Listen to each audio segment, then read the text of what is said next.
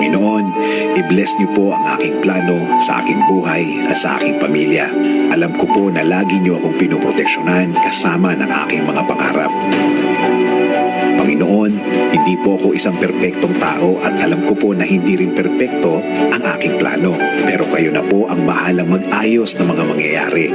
Dahil naniniwala pa rin ako, Lord, na ikaw ang mas nakakaalam ng bukas.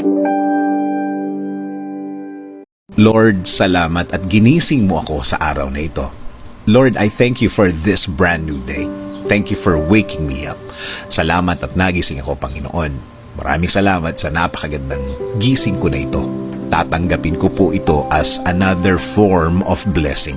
Humihingi po ako ng patawad, Lord, dahil minsan hindi ko nakikita ang kagandahan ng umaga at araw. Hindi ko nakikita ang mga bagay na ibinibigay niyo sa akin. Mga bagay na